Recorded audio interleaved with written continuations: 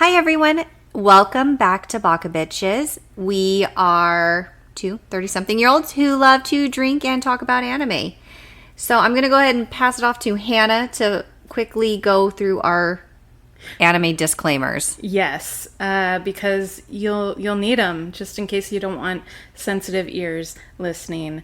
But yeah, this is fair warning, a podcast that we're going to be talking about there's going to be language, there's going to be cursing because we're drinking, there's going to be drinks. So What the fuck are you talking about? I know. What kind of fucking language is rude. happening in this here? This is bullshit. It's a family show. So sorry. Please don't watch this with your family. Yeah, don't do it. Watch it in private. With the door closed and locked. But yeah, so there's going to be language. There's probably going to be some sexy talk in here. Some adult themes. Definitely a lot of adult themes.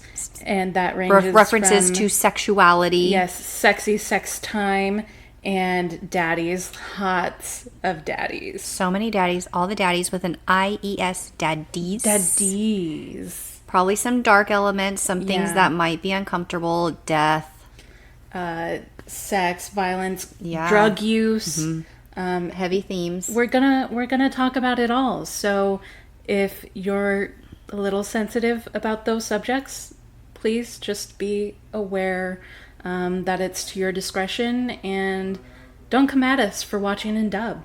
Okay? Mostly don't come at us for that because we are Baka Bitches and we are not reading subtitles. We are not.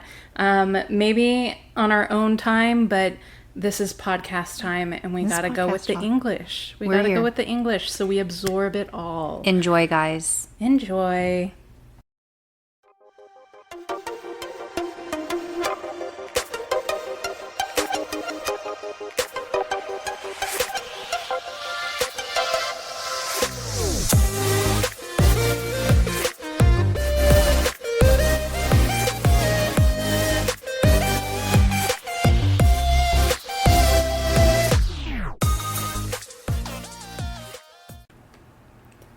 Hi everyone, and welcome to Baka Bitches. We are two 30-somethings who love to drink and talk about so much anime. All the anime.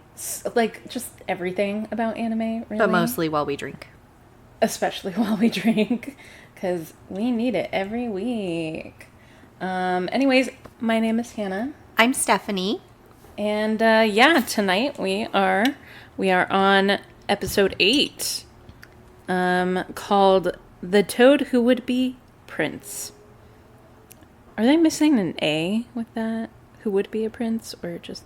You know what? It's fine. Who would be prince? Who would be prince. Okay, that's fine. I'm just imagining things. It's cool.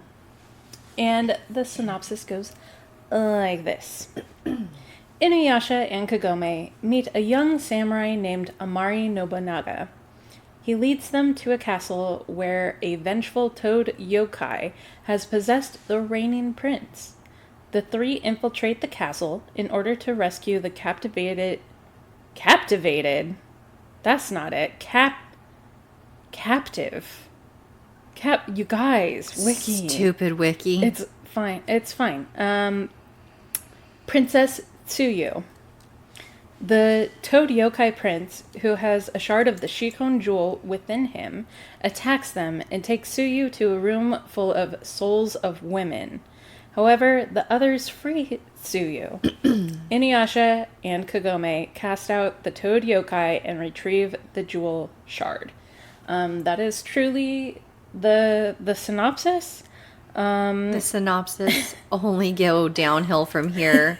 From a quick glance when we did some pre-investigative research. Yeah. Eventually it'll just be like Inuyasha and Kagome do the thing. The end. Credits roll. Yeah, so luckily for you guys, you have us. We're going to guide you through this whole episode in much more detail. But first, tonight we are drinking squirt, because Hannah looked me dead in the eyes and said, Stephanie, I need a good squirt tonight. And I said, girl, same. It would relieve all of my stress. So much pressure that has been built up if we just had a good squirt. I mean, tonight, right? we are drinking Mostly a squirt with vodka in there. And it's by far the best. I haven't had a squirt in this good years. All day. Yeah, just it's the best squirt I've had today. Love a good squirt. Who doesn't? So get on our level, pour yourself a squirt, or have one, whatever you want to do. Just both. Squirt while you squirt. Wow. Double squirt. That's a lot. But is it? Not enough. Exactly. All right, let's get into it. Yes. Okay. So, I have 5 bullet points. Awesome. In no particular order, because I have arrows pointing to other places in my notes. Oh, you have gone I've gone rogue. I've gone full rogue here on this episode. Not billboard, but like, you know how they do the thing where someone's trying to piece together a crime scene and they're like the red yarn. Yes, like, it does feel a little bit like that. Even though it's not that complicated. Right. Wow, Hannah.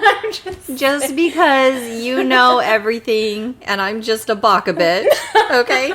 Listen, there are 2 Baka bitches in this room right now. I know that my first note is correct because I felt such a personal connection with this character. Immediately. I knew that they were my soul sister or brother. Go on. Scene opens.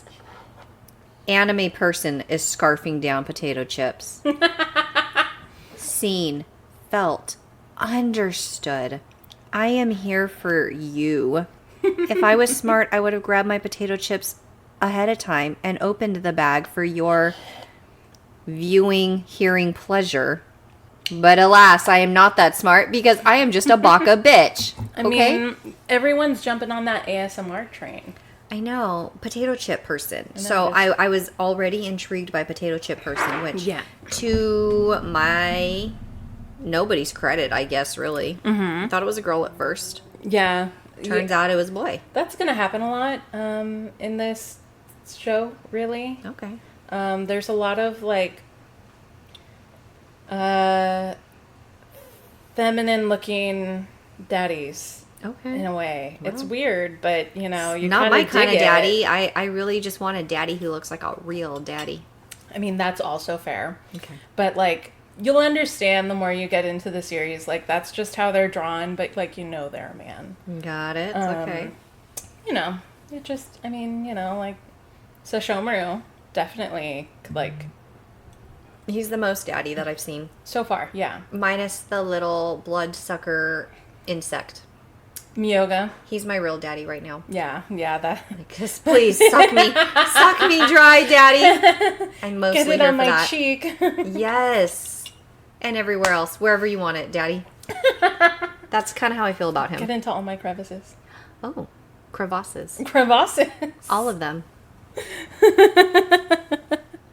Yeah. So, anyways, the 2 of them, Inuyasha and Kagome, they decide to leave the village in order to hunt down the shards of the Shikon Jewel. Because Kagome's like, yo, staying in the village is not gonna, you know, get us to find all of the shards like we need to. So we need to actually venture out into the world, which, you know, to me, that's like a very brave concept for a 15-year-old modern Japan girl to be saying to, you know, feudal Japan, where demons exist. But, you know, she just knows no fear. Right. She's good. So... A true queen. They've been venturing for, I think it was like 2 or 3 days at this point, and they stumble across, like, a slow-moving river or a lake, I don't know, some body of water, and Kagome's like, I need a bath, and I'm like, that's fair. That's fair. I would want to refresh myself. But she came prepared this time. Yes. Where she got herself a little one-piece swimsuit on, which that's very good. Yeah, she'd be looking cute. Yeah, she'd be looking cute. She's swimming. She's doing her bathing thing. And Inuyasha is naturally up in a tree, which you would think, like, shouldn't you be a cat demon if you're going to be doing that? I was just about to say he should have been half cat. Yeah, not half dog. He's always up in a tree. But yeah, no, he's still half dog. Dog demon. I mean, right. Anyways, so he's complaining naturally, like as he does. How long do you think we have to be, wandering around before we find a jewel? And Kagome's like, bitch, I'm trying to clean myself. I don't need to hear any of this. And while they're distracted by arguing with each other, little tiny white raggedy looking creature comes in, grabs I think a bag or something of Kagome's and like just yeets off with it. And it turns out it's like the monkey of like some young kid who starts rifling through Kagome's bag and is like, I'm looking for something to eat, I'm hungry. And instead of pulling out food, he pulls out one of Kagome's bras, which looked a little stiff, to be honest. Ew. It had a little bit of squirt on it from the night before. Just a little squirt. Sometimes you need it before bed, okay? Heard. Before you fall asleep under the stars next to your annoying companion. Squirts. That's how you put everything into perspective. You just squirt. Anyways. Oh my gosh. This is not medical advice. I'm not enough drinks in for this conversation yet. Sorry, you keep bringing it up. It applies to everything. Well, now it does. Okay, so they pull out her stiff-ass bra. Stiff-ass bra. Like, that thing is starched to hell. And he's like, hey, this isn't food. And that's when Kagome and Inuyasha, like, pop their heads in through a bush before squirting. Oh, yeah. Important to note that. Definitely make note of that.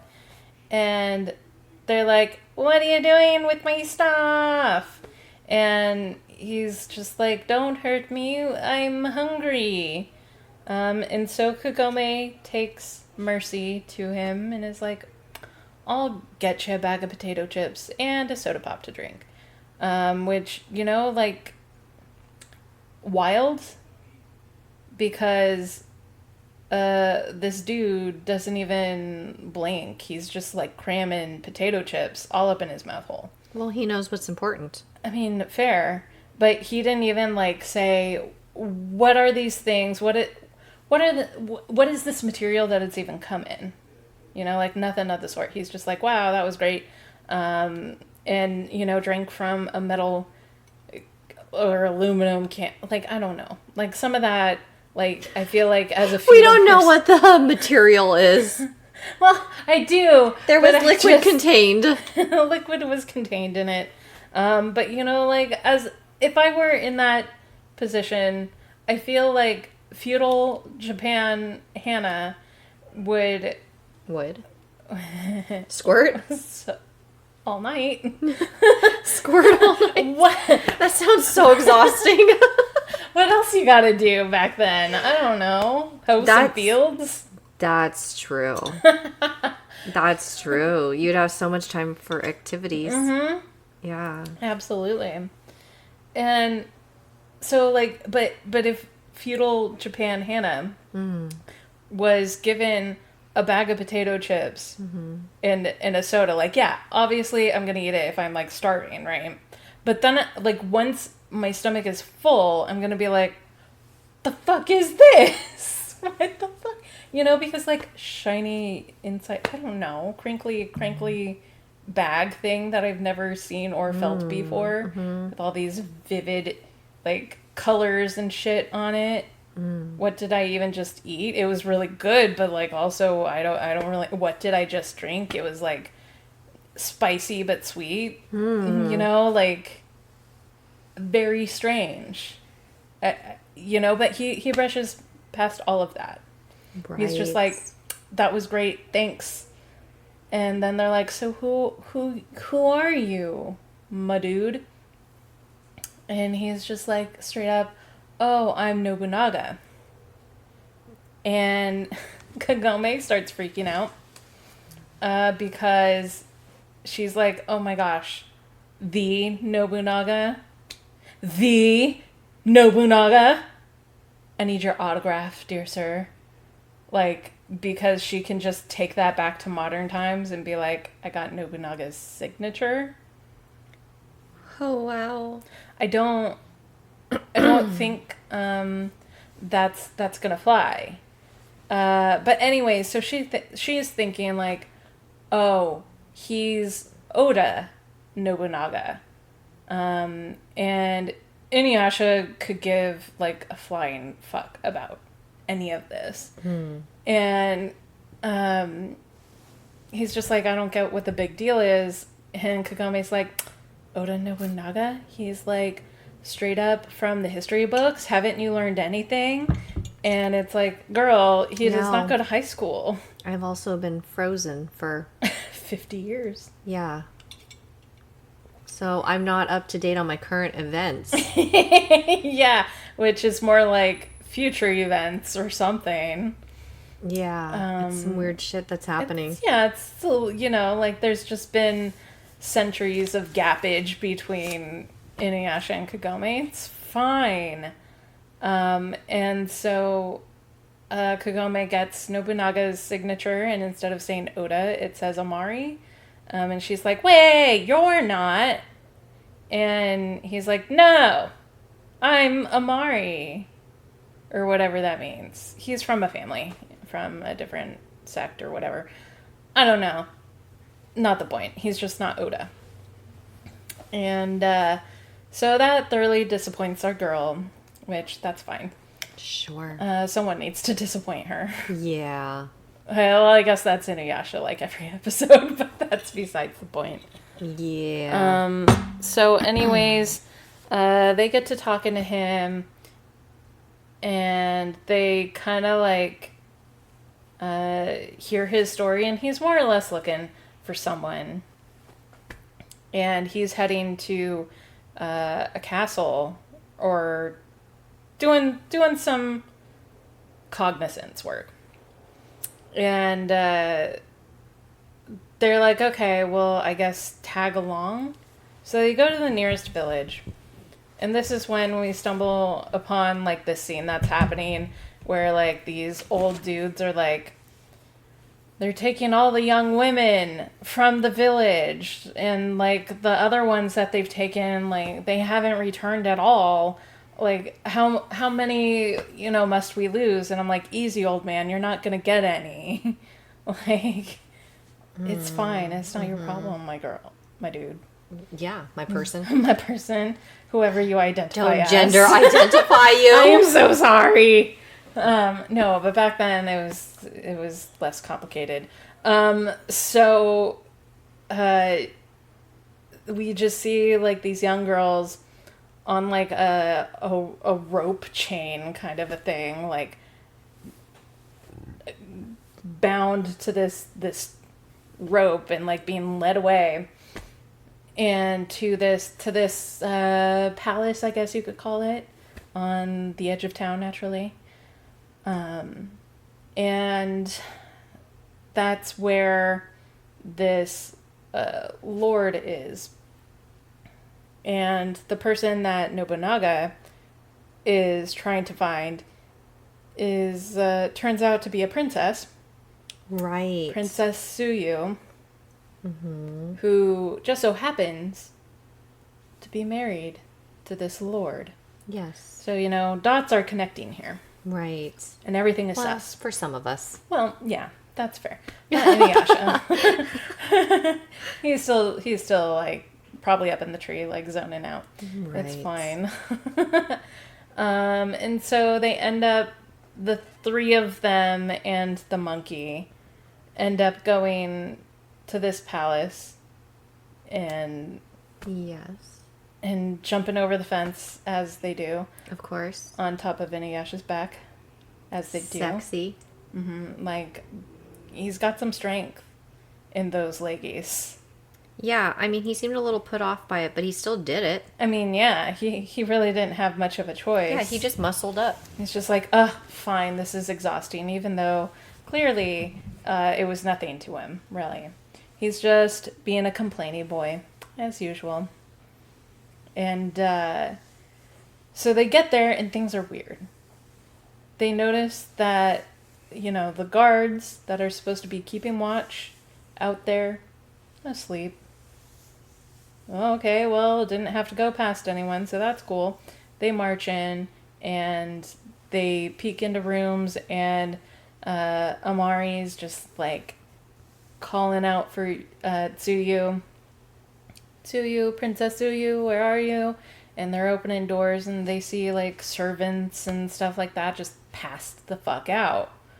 And they're like, this is weird. And they finally go into one room, and they see a lady passed out on the floor. Amari goes to her immediately and is like, Princess Tsuyu! She kind of inadvertently flips around in his arms, and she's turned old. Very old. She's turned old, and he weeps for her. Oh, I'm too late. My dear princess. I was too late. I can't. Killed you. Kagome just strolls in and is like, oh, other random person laying here who's actually the princess. Is this who you be looking for? Is this the Tsuyu you're crying about? Which is very funny because he just totally just drops her, which we all knew he was gonna do. It was just very funny to see. How dare you? She's 110. That's probably gonna kill her. I mean, obviously, because the extra added funny to that is the fact that they added bunk of this old lady's head hitting the ground. It was very bad, comedic. It was funny, but also ooh, yeah, she's not waking up ever now. Yeah, she got night-night forever. She good. Yeah, that was in my notes. Yeah, it was ridiculous. That old lady go night-night forever. Just exactly worded that way. Yeah. I love that. That's so great. And then my next comment after that is, don't kill me for butchering his name. Okay. Nobunaga. Yeah. That person finally gets the princess all together in his arms. And then when the princess finally wakes up from, little mosquito guy. Yeah, little daddy mosquito daddy. Then he declares that he came basically on the princess's dad.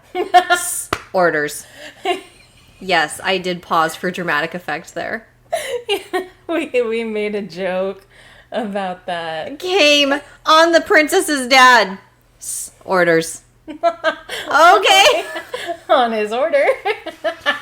So you either came on the princess's dad or you came on the princess's dad's orders. I don't know. Or he came on the princess's dad because he was ordered to. Ooh. Yeah. That's hot. Yeah, right? I would come for that too. Same. I'm here for just commands. tell me what to do. I will do it for you. Be in control, Daddy. Tell me. Yeah, I feel like that's very sexy. Very. I mean, the way he put it was kind of weird. Yeah, but obviously we're not here to judge their kinks. No, because well, your kink is your kink. Any of them that you have, Yeah, just we're here for it. Basically, Hannah and I are here to support any of the kinks that you guys have. Tell us about your kinks. We want to hear them. Actually, we implore you to tell us about them. We really need to know about them. I feel like this is essential for... It's healthy to talk about these developing relationships with you guys. Yeah, we want to get just closer. Tell us. Yeah. Yeah. It's no big deal. Just tell your favorite podcast hosts about your deepest, darkest, naughtiest desires. Kinks. Yeah, it's fine. We want to know. And then we'll totally air them out. No. I'm just kidding. Only on the Patreon. Yeah, that's my kink, is airing out everybody else's kink. Yeah. Same. Just kidding. We'll keep your secrets. We just like to know them. Yeah, for knowledge. Do. And to giggle about. You can laugh at ours. Daddy. Daddy. Okay. I feel like my next note Yes. is skipping a lot of things. So I'm going to go to my next note and you can fill in the blanks. Okay. Okay, so after Nobunaga declares that he came on the princess's dad's orders. Yep, on his orders. Toad Dude sucks down some naked bitches. So what happened between A to B? Yeah, so this is after telling the princess all the intimate details that have happened between Nobunaga and her dad. She starts to tell them of her story, which is, everything was great with the Lord, which she was newly married to. And he was such a nice, kind person, and so sweet to her, and just the best, and all of a sudden, I guess one day they were walking around and he fell into a pond. And yeah, I hate when that happens. Oh, it's like kind of embarrassing, especially when, it's in front of someone that you really like. I mean, granted, they're married, so she's got no choice. But, to be like, oh, look at this idiot falling into ponds. And you just become a toad dude forever. Yeah. Yeah. So, apparently he got injured. And so he was wrapped in bandages at this point, like all over his body. And she's just like, I don't know what happened, but after that he changed. He just turned to a completely different person and started inviting all of the young village girls into the palace. And I don't know what's happening, but it's really sus, and I'm worried about my husband. And they're like, okay, that's good to know. And at that point, apparently they were making such a commotion that the Lord of the castle starts walking towards them and is like, I knew I heard something. And I'm like, really? From like 5 acres away on the other end of the palace? Yeah. Really? But I guess he did, because, he was there. He was there. He showed up. And that's when kind of some shenanigans went down. And his bandages come off, and he has a, like, giant-ass toad thing. And Kagome was shocked and was like, it's a toad! And Inuyasha wasn't fazed because he's probably seen a lot of shit in his life. Nobunaga also not very fazed. Princess was fazed. She was shooketh. She did the most princessy thing and fainted. Because she's like, holy shit, that is not what my husband usually looks like. So she's passed out and utterly useless. And Nobunaga, who's like fatally in love with Princess Tsuyu, right, ends up defending the Lord of the land with every fiber of his being, because he's like, no, he's married to Princess Tsuyu, and I can't let anything bad happen to him, even though he's kind of a bad giant toad thing. And Inuyasha just kept trying to say, like, can I kill him? Can I kill him? Can I kill him? Fair. Because I guess that's what you do. And Nobunaga just keeps saying, no, don't do it because it's Princess Tsuyu's husband, and I can't let that happen. And even though, like, this toad dude thing, like, keeps injuring Nobunaga, like, straight through the shoulder with, like, a tongue thing, which is very impressive. So impressive. Like, I love a good tongue action. Yeah. Like, even if you make me bleed a little, that's fine. I'll still squirt. I actually encourage it. Just kidding. Oh boy, we are so far off the path tonight. I don't know what is happening in this squirt. Okay. A lot. Yeah, so anyways, they eventually do injure the Lord. Right. The toad dude. And he runs off to this very specific room. Where and this brings so many questions for me. But this room is filled with a bunch of frog eggs. And sexy. Inside of those eggs are all of the women that have more or less been captured and taken to the palace. The naked bitches. Very naked. That I was referring to. Yeah, those naked bitches. Yeah. And the toad dude puts Princess Tsuyu, while she's fainted, into an egg sack herself. And they're like, what the fuck, bro? And he's like, heh heh heh heh. Don't you like all of my egg women? And they're like, no, that's gross, dude. This is not my kink. And he's like, oh, that's fine. And he's injured, and he decides to summon some of these women from the eggs, which turns out it's their souls somehow. They looked like fully formed human women, right? But when they go out of the egg, they're like, they have ghost tail things, right? And they're not fully developed women. No. Only the top chesticle region is developed. Very developed there. Like that was not skimped upon. Like the rest is just still loading. It's still in the ether a little bit. Goodness. And so he summons a few of these souls and like imbibes them and heals his wounds that he received. And Inuyasha's like, I'm just gonna kill him. And still Nobunaga's like, no, you're not doing that. I can't let you. And then, for some odd reason, well, it's not really an odd reason, but all of a sudden, the toad thing starts speaking differently. And is just like, oh, who am I? What's happening? Did I do this?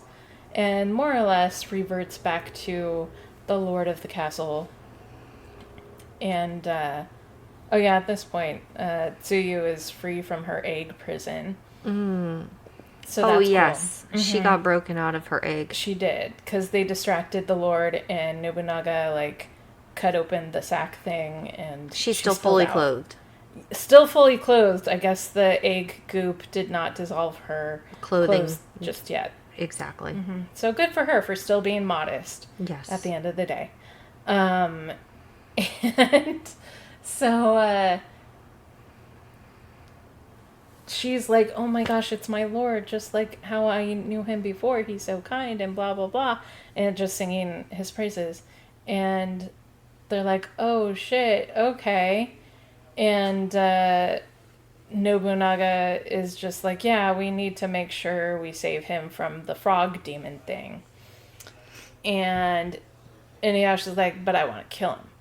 Right. Yeah. That was my next note. Inuyasha threatens everyone. Naturally, as he do. He's just going balls to the wall. He's like, I'm gonna kill you, I'm gonna kill you, I'm gonna kill you, I'm gonna kill all you motherfuckers. I don't give a shit. It's just his mood. Like, his mood is always kill. Right. Just whether it's through, like, being a shitlord or physically, ending someone. Right. Good for him. Yeah, I I truly want to be on that level. Yeah. Exactly. But no, like, still, Inuyasha wants to do that. Everyone's saying, no, you can't, because clearly the good Lord is still in that frog thing. And he's like, okay, well, you guys sort it out. I'll just sit here then. And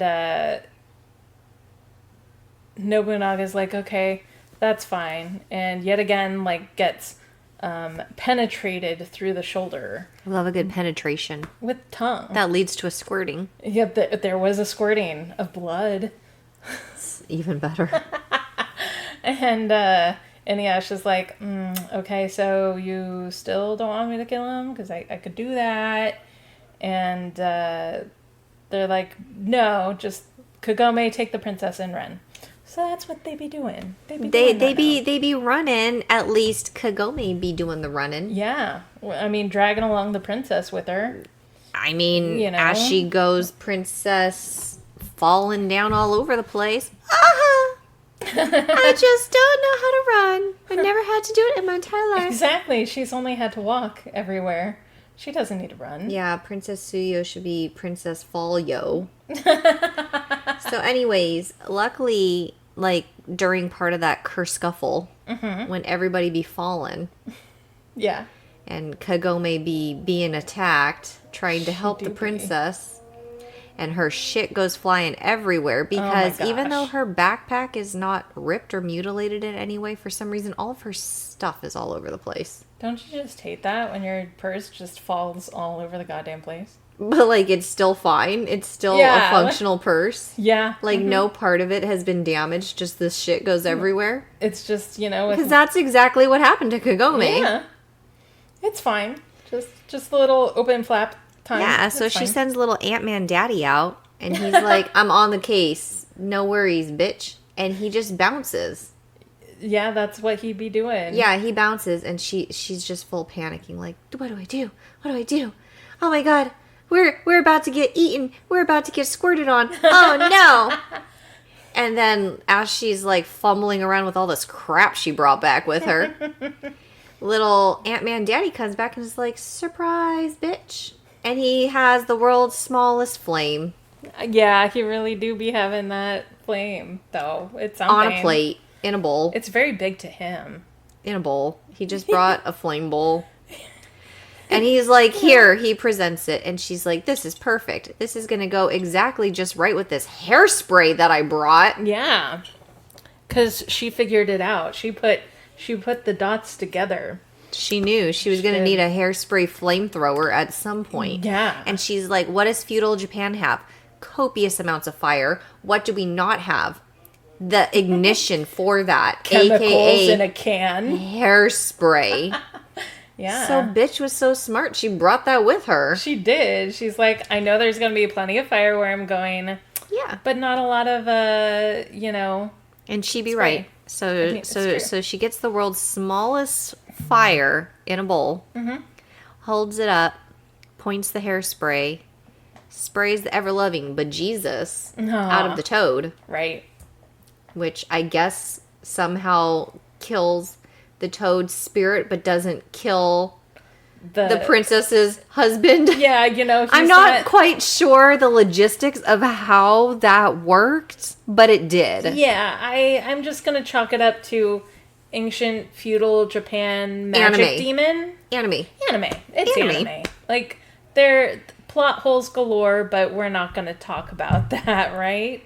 I mean, we could talk about holes all day. I mean, I love to talk about a good hole. Some of them squirt real good. This one is just so deep. This would require another episode. Ooh. And we don't have time for that. Like, we got many more episodes to get through of this. Yeah, that's true. So, I guess we'll speed it a bit along. Okay. So, Kagome flamethrowers the shit out of this frog thing. Yes, leaving that was a good part. Actual Lord super unscathed. Yes. And Inuyasha comes in and, like, Tetsaiga's the shit out of this frog spirit demon. Fair. To kill it. He had to do that. Yeah. Finally, he gets to kill something. Which we all need a good stabby stab. Yeah, I mean that's really his hobby and how he gets all of his stress and aggression out. All his squirts out. Yeah, all his squirts out, and so he kills the frog demon thing, gets the shard of the Shikon jewel, success, and Lady Princess Tsuyu gets her derpy looking husband back. He do be looking derpy. He really got the pencil dot eyes. But she loves him, so that's all that matters. That really, good for he's you, a girl. very kind soul. That's all we can hope for. And that's, that more or less wraps it up. I mean, Nobunaga still has this unrequited love for Princess Tsuyu, and he did not shoot his shot when he could have, and so he does not get the girl because he's too nice. It's fine. The end. Baka, bye!